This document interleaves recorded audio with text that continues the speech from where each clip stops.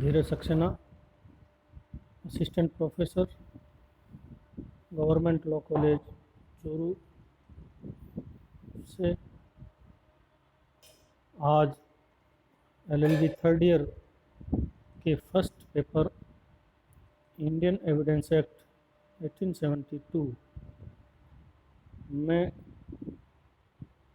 Commencement and enforcement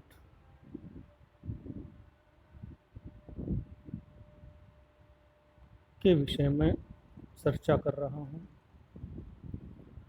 सामान्यतः competition exam में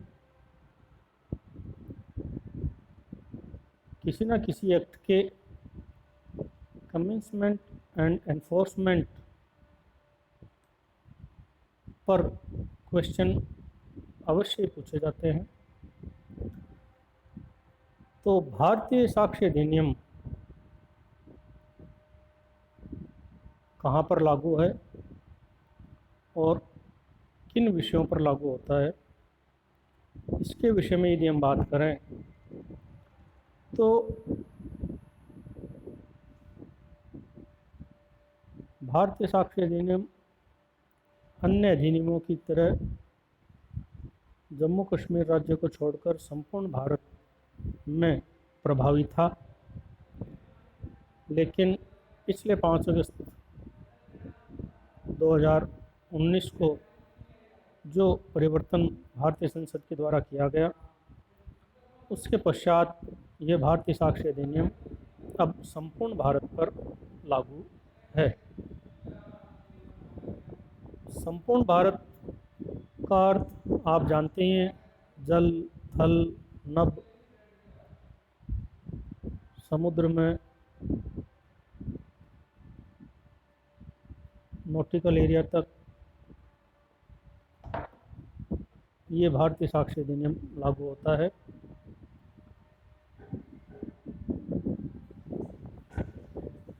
भारतीय साक्ष्य अधिनियम भारत के किसी भी न्यायालय में और धारा 1 में उल्लेखित को छोड़कर सेना न्यायालयों में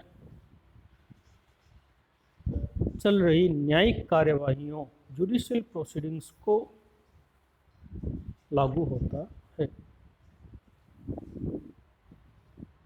गैर न्यायिक कार्यवाहियों में भारतीय साक्ष्य अधिनियम को लागू किया जाना की प्रक्रिया को लागू किया जाना अनिवार्य नहीं होता है।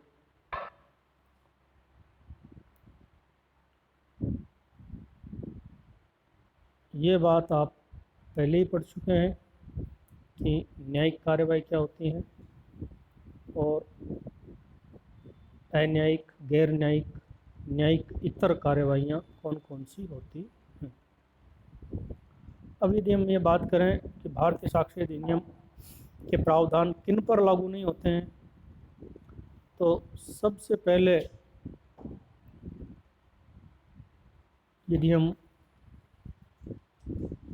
एक्सक्लूड करते हैं तो न्यायालय के द्वारा की जाने वाली प्रशासनिक कार्यवाहियों, नॉन जुडिशियल प्रोसीडिंग्स को अलग रखा गया है, जिनको हम अदर देन जुडिशियल प्रोसीडिंग भी कहते हैं।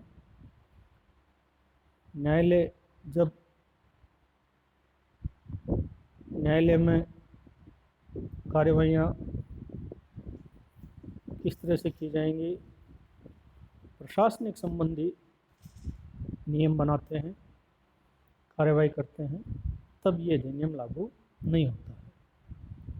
दूसरा, अधिनियम की धारा 1 में 4 तरह के न्यायालय एक्सक्लूड किए गए हैं, जिनमें सबसे पहला है आर्मी एक्ट 1919 के अंतर्गत स्थापित न्यायालय, नेवल डिसिप्लिन एक्ट 1934 के अंतर्गत स्थापित न्यायालय, इंडियन नेवी डिसिप्लिन एक्ट 1934 के अंतर्गत स्थापित न्यायालय और एयरफोर्स एक्ट 1957 के अंतर्गत स्थापित न्यायालय जो सेना न्यायालय हैं, उन पर यह अधिनियम लागू नहीं होता है।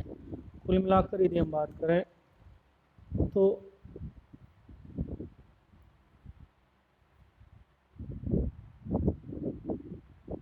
आर्मी के जो डिसिप्लिनरी केस हैं, कोर्ट मार्शल आदि, उन पर ये अधिनियम लागू नहीं होता है। फिर इसी धारा 1 में ये भी कहा गया है कि ये अधिनियम शपथ पत्र, एफिडेविट, हलफनामा भी जिन्हें कहा जाता है, उन पर लागू नहीं होते हैं, क्योंकि शपथ पत्र को व्यक्ति स्वयं सत्यापित कर देता है। फिर इसी धारा 1 में मध्यस्थ कार्यवाहियों को भी, आर्बिट्रेटर प्रोसीडिंग को भी बाहर रखा गया है।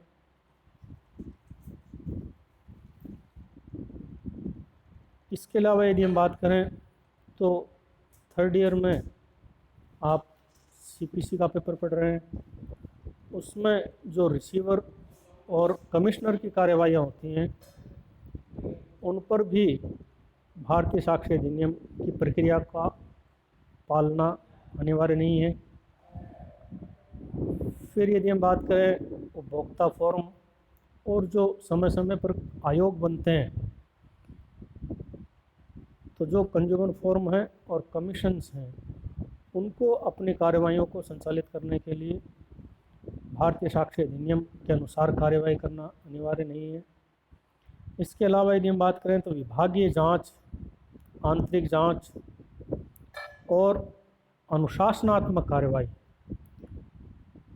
इन पर भी भारतीय साक्ष्य अधिनियम के अनुसार लंबी प्रक्रिया के अंतर्गत साक्ष्य लिए जाने आदि से छूट प्राप्त है।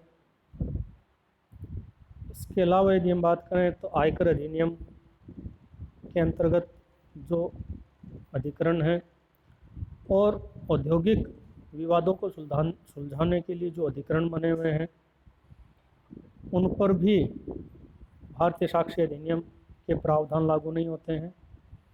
इसके अलावा यदि हम बात करें तो भूमि अर्जन अधिनियम के अंतर्गत भूमि, लैंड एक्विजिशन के जो मामले हैं, और लोक सेवक जांच अधिनियम 1850 के अंतर्गत जो इंक्वायरी की जाती हैं, उन पर भी भारतीय साक्ष्य अधिनियम के प्रावधान लागू किया जाना अनिवार्य नहीं है।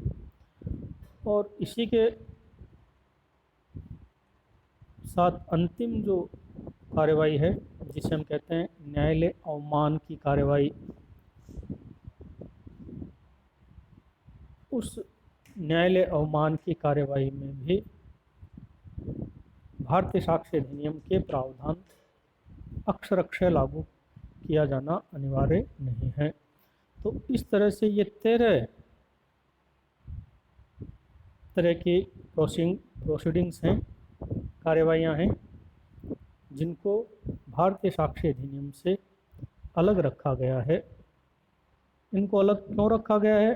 तो यदि हम एक सामान्य बात देखें तो ये सारे जो हैं करीब करीब शॉर्ट ट्रायल के विषय माने जाते हैं। अनुशासनात्मक कार्यवाहियाँ, लोक सेवक जांच, भूमि अर्जन, न्यायालय अवमान, औद्योगिक अधिकरण, आयकर अधिनियम, विभागीय जांच, आंतरिक जांच, उपभोक्ता फोरम, आयोग, रिसीवर, कमिश्नर, मध्यस्थ, ये सब कार्यवाहियों को जल्दी निपटाने के लिए भारतीय साक्ष्य अधिनियम के प्रावधानों को लागू करना अनिवार्य नहीं किया गया है। और इसी के साथ शपथ पत्र, तो शपथ पत्र आप जानते ही हैं कि व्यक्ति के द्वारा, खुद के द्वारा सत्यापित किया जाता है, इसलिए भी इसको भारतीय साक्ष्य अधिनियम के प्रावधानों से अलग रखा गया है। सेना न्यायालय में जो कोर्ट मार्शल प्रोसीडिंग्स हैं, ये भी एक तरह के अनुशासनात्मक कार्यवाही है। और प्रशासनिक कार्यवाही ये नॉन जुडिशियल है, इसलिए भी इनको भारतीय साक्ष्य अधिनियम के प्रावधानों से अलग किया गया है। तो कुल मिलाकर बात यह है कि भारतीय साक्ष्य अधिनियम संपूर्ण भारत में समस्त न्यायिक कार्यवाहियों पर लागू होता है, जो किसी न्यायालय में अथवा सेना न्यायालय जो धारा 1 में उल्लिखित नहीं है में चल रही होती हैं। तो ये आज हमने एक सामान्य चर्चा की है कि भारतीय साक्ष्य अधिनियम 1872 किन कार्यवाहियों में लागू होता है और किन कार्यवाहियों को इस अधिनियम से छूट प्रदान की गई है। अगले वीडियो में हम फिर किसी अन्य प्रावधान पर चर्चा करेंगे। धन्यवाद।